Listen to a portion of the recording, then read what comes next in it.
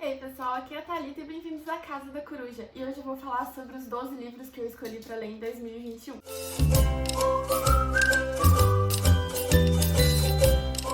Bom, eu separei os 12 livros aqui, mas eu não vou colocar cada livro específico para cada mês, porque eu sou uma leitora meio assim da hora, eu preciso ver o que eu tô afim de ler, e se eu colocar uma coisa muito rígida, eu acho que vai acabar me atrapalhando mais do que me ajudando. Então eu vou deixar esses 12 livros separados. E no início de cada mês eu vou ali vendo o que eu tô mais na vibe de ler. O primeiro livro que eu separei foi Crônica da Casa Assassinada, do Luz Cardoso, que eu peguei a indicação lá no canal da Tati Feltrin. Eu vi ela falando sobre esse livro, adorei a sinopse e tive que sair correndo para comprar, mas acabei não lendo. Vai ficar para 2021, mas de 2021 não passa. Nesse livro aqui a gente tem a história de uma família mineira e essa história vai toda se passar na casa de fazenda dessa família. E essa casa ela vai ter um papel muito importante no desenrolar da história também. Pelo que eu entendi, ela acaba meio que sendo um personagem da história. Essa família ela vai estar em plena decadência social e financeira e a gente vai conhecer a sua história pelo ponto de vista dos personagens, dos integrantes dessa família. Aqui a gente vai ter temas como loucura, incesto e principalmente essa decadência e o que ela vai causar na vida dessa família, qual vai ser os reflexos, além dos reflexos financeiros, os próprios reflexos nas relações sociais, no psicológico de cada personagem. O segundo livro é um livro bem desafiador, que eu tenho um pouco de medo para ler, então eu resolvi colocar ele nessa lista para me obrigar a começar a leitura, que é Grande Sertão Veredas, do Guimarães Rosa. Esse livro ele é dividido em duas partes. Na primeira parte a gente tem o narrador protagonista contando algumas histórias que parecem um pouco desconexas. Ele vai jogando um monte de informação e a gente fica meio perdido nessas informações, a gente não consegue ver o elo entre elas. Na segunda parte da história vai ser inserido um novo personagem que vai começar a ajudar o protagonista a colocar essas histórias em ordem e o protagonista vai começar a contar um pouco da sua história em si. Esse aqui é um dos grandes romances brasileiros, é um livro gordinho, eu sempre tive muita vontade de ler, mas como eu falei, eu sempre ouvi dizer que ele seria um livro muito difícil. Então eu acho que vai ter que ser um livro assim, que eu vou lendo bem aos pouquinhos, mas eu tô com a intenção de já pegar ele logo no início do ano para eu não me desmotivar a começar essa leitura. O terceiro livro é um clássico da literatura latino-americana, que é O Amor nos Tempos do Cólera, do Gabriel Garcia Marques. Eu li recentemente Crônica de uma Morte Anunciada, do Gabo, e me apaixonei por esse livro. Eu já tinha lido 100 Anos de Solidão, não tinha sido uma experiência tão boa assim, inclusive eu preciso reler esse livro. Mas com Crônica de uma Morte Anunciada eu fiquei encantada e decidi me aventurar mais pela literatura dele. E escolhi esse clássico do autor para começar. Aqui a gente vai ter a história de amor entre o poeta Gabriel e a Luísa, e eles vão começar essa história com uma troca de cartas.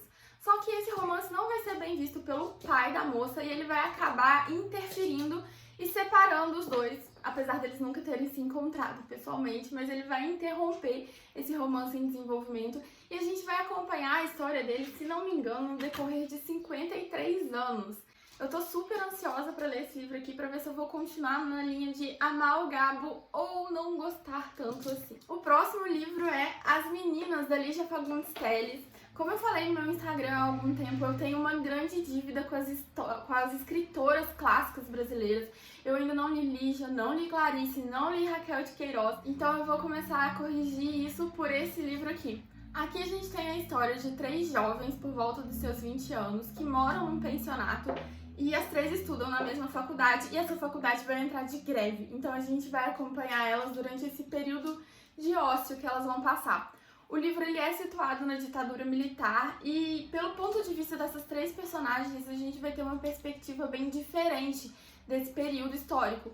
A gente tem a militante, a gente tem uma das meninas que namora um traficante preso e a gente tem uma protagonista que vem de uma família mais rica e tradicional. Então são 3 pontos de vista bem distintos e a gente acaba tendo um panorama mais completo da ditadura. O próximo é um clássico da literatura francesa, que é uma literatura que eu gosto muito. Inclusive, eu estou fazendo um projeto lá no Instagram também de ler A Comédia Humana, que é a obra completa do Balzac. Então, assim, literatura francesa é meu chuchuzinho. E o livro que eu escolhi para esse desafio foi O Vermelho e o Negro, do Stendhal. livro aqui especificamente, eu tenho ele em francês também. E eu acho que quando eu for fazer essa leitura, eu vou fazer a leitura cotejando nas duas línguas.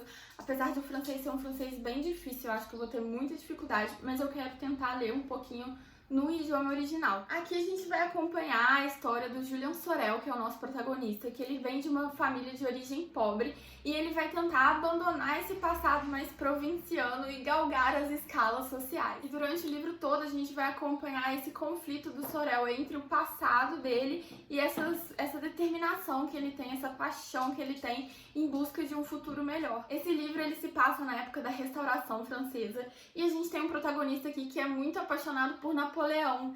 Então ele também vai ter esse conflito de que ele tem essa idolatria por Napoleão, mas ao mesmo tempo essa é uma figura que não é muito bem vista nos salões da nobreza da época, porque eles estavam tentando apagar esse passado, se libertar desse passado, eles estavam tentando construir uma nova França. Então a gente tem tanto os conflitos do protagonista com relação à sua própria condição pessoal de sair desse passado mais provinciano para chegar num presente mais próspero, para ter um futuro mais promissor, quanto essa luta interna política dele também, de veneração por uma figura que na França do livro, na França atual do livro, ela já começa a não ser mais tão querida assim. O próximo livro não é um livro, é uma trilogia, mas como são livros bem fininhos, eu escolhi colocar os três no mesmo mês, que é a trilogia do Adeus, do Carrascosa. São livros super curtinhos, super fininhos, e aqui a gente vai ter o panorama das relações familiares. Em cada livro a gente vai ter o ponto de vista de um dos integrantes de uma mesma família. O primeiro livro, que é Caderno de um Ausente, a gente tem a carta de um pai para sua filha recém-nascida, que ele tem medo de não estar mais presente quando a filha crescer, então ele deixa essa carta para ela. O segundo livro, que é Menina Escrevendo com o Pai, é a resposta dessa filha para essa carta que ela recebe do seu pai. E o terceiro livro é A Pele da Terra, em que a gente vai ter o relato do irmão mais velho dessa menina escrevendo sobre a relação com a sua família, sobre esse pai, que a gente vai ter um contato maior no primeiro livro. O próximo livro é Senhor das Moscas, do William Golding. Esse aqui já é um livro curtinho, né, pra tentar dar uma quebrada nessa quantidade de calhamaço que eu tô colocando nas minhas metas. E é um livro que eu tenho muita curiosidade e eu quero ler ele com mais urgência, principalmente porque surgiu um outro livro agora que chama Garotas Selvagens. Eu vou deixar a capinha dele aqui, que é um livro baseado na história do Senhor das Moscas, que eu quero muito ler, mas antes de ler ele eu preciso ler a história original. Eu gosto de fazer esse caminho, de primeiro conhecer a história original para depois conhecer as obras embasadas nela. E aqui no Senhor das Moscas a gente tem uma história que se passa na Segunda Guerra Mundial. A gente vai ter um avião que vai cair numa ilha com 10 meninos, se não me engano. E no princípio a gente tem a história da tentativa de sobrevivência desses meninos nessa ilha. Com o passar do tempo a gente vai acompanhando o desenrolar da relação entre eles e a gente começa a ver a construção de relações de poder, de relação de abuso. Eu acho que a gente acompanha aqui nesse livro um pouco de realmente como é a construção das relações da sociedade. Meio aquela história de que no início tudo era bonito, mas aí o homem vai se relacionando, vai querendo se impor sobre o outro, vai querendo formar grupos de poder e dominar o outro. Eu não tenho certeza, mas eu acho que a gente vai ter um pouco dessa metáfora aqui dentro desse livro, com o plot twist de ser sob a visão de crianças, de ser uma sociedade formada por crianças. O oitavo livro é um livro que eu comprei no início da pandemia, mas que eu ainda não tive coragem de ler, porque ele bate um pouco perto de casa demais, que é A Peste, do Albert Camus. Aqui a gente tem uma cidade na Argélia que ela vai ser dizimada por uma peste que é transmitida por ratos. Essa doença começa a ser transmitida e acaba contaminando a maioria da população, e a gente vai ter essa população tentando sobreviver a essa doença. Esse livro, para além dessa história inicial de uma população acometida por uma peste, a gente tem uma metáfora para a ocupação nazista da França na Segunda Guerra Mundial. Essa peste estaria representando os nazistas entrando e acabando com toda uma sociedade, dizimando toda uma população.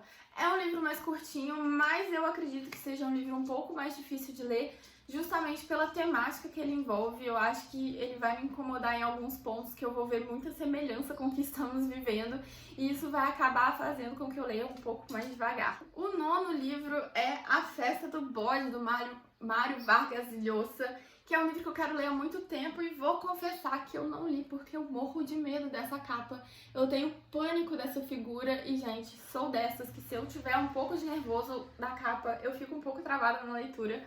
Mas vamos encarar ele em 2021. A gente tem uma história baseada em fatos reais. O bode que fala no título é o apelido de um ditador da República Dominicana, ele realmente existiu. E aqui nesse livro, o Llosa, ele vai fazer um relato histórico da dominação desse ditador na República Dominicana. A gente vai ter toda uma história baseada em fatos reais, que teve uma pesquisa por trás do autor. A gente vai acompanhar um grupo de resistência que vai tentar fazer um golpe contra esse ditador para destruir esse regime totalitário. A gente vai ter uma reflexão muito intensa do Llosa com relação justamente a esses regimes ditatoriais que assolaram por tanto tempo aí a América Latina, não só a América Latina, mas aqui a gente vai ter um foco, né, nessa região do mundo. O 10º livro é O Processo do Kafka. Aqui o meu lado advogada já fala mais alto, eu tô louca pra ler esse livro. A gente vai ter a história de um protagonista que está sendo processado e ele não sabe por quê.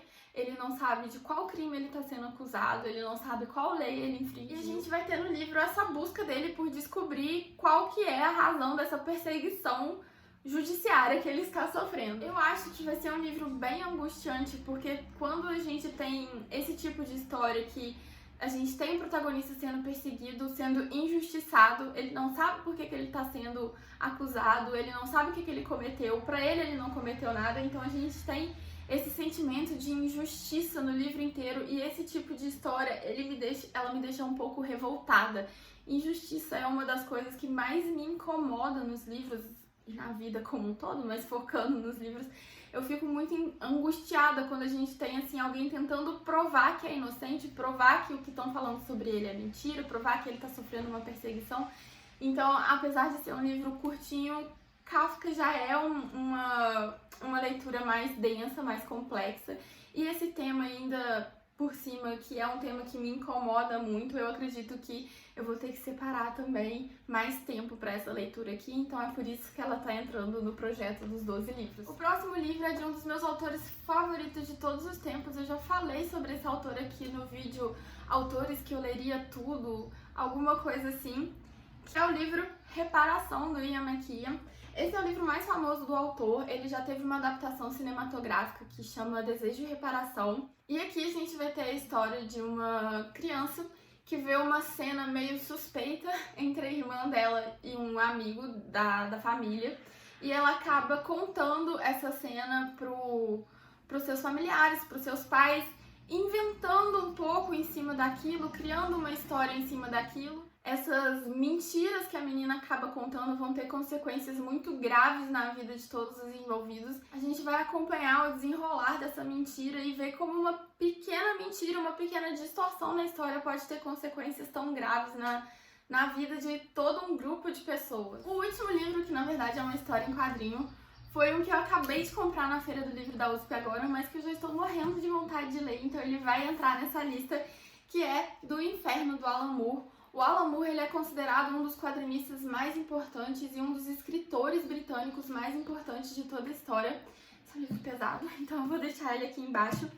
Mas nessa HQ a gente vai ter a história do Jack Stripador. O autor, ele fez uma pesquisa sobre a vida desse serial killer, sobre os crimes que ele cometeu, e ele vai contar aqui nesse quadrinho um pouco dos impactos que isso teve na sociedade da época, qual foi o legado que isso deixou na história, e eu tô muito ansiosa pra ler. É uma HQ bem gordinha e bem grande, olha só, o dobro da minha cabeça. Então por isso que eu resolvi colocar ela aqui, porque eu acho que o tamanho dela me assusta um pouco. Eu não tenho tanto costume de ler HQ assim, então eu preciso de um incentivo a mais pra pegar esse pequeno calhamacinho. Bom, então é isso, gente. Essas são as minhas escolhas pra 2021. Todos eles vão ter resenha aqui no canal, então se você quer ver a minha opinião sobre esses livros, já se inscreve e deixa aqui nos comentários quais são as suas escolhas de leitura para o próximo ano. E eu vejo vocês no próximo vídeo. Tchau!